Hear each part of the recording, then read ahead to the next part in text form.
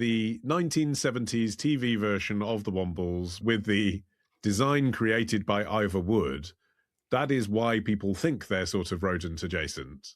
Because they do have snouts. They do look a bit rodenty, yeah. But actually that was for telly. So the book that the Wombles are based on was published in November 1968. And here's a quote from the Times' review of that book. Ooh. Quote, "In the Wombles, Elisabeth Beresford dreams up a group of subterranean bear-like creatures." Oh, who frequent commons, eh? Yeah. When was this? Was being gay legal yet? Yeah. I mean, well, that era, 1968, yeah. Wow, yeah, just, I think, 67 in Britain. And I found the original book cover, and they do look more like teddy bears. They walk on their hind legs. Yeah, I'm looking at the book. They look like teddy bears that are dressed as carol singers. Yes, exactly. And the idea for the Wombles came to Elisabeth Beresford when she was walking on Wimbledon Common with her two children on Boxing Day 1966.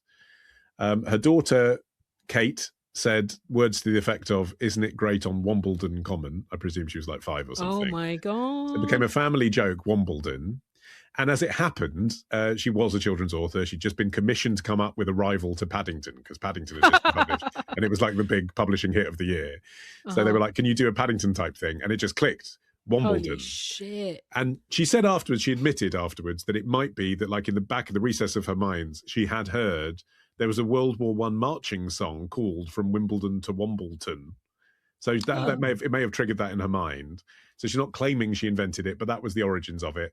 And she thought, right, the Wombles of Wombleton Common. Wombleton is in Yorkshire, so quite away from Wimbledon. And then she created these little creatures that clean up after everyone based on her family traits. It's a bit like Matt Groening with The Simpsons. Like, she took elements of her family and turned them into Wombles. Yeah, her family very tidy.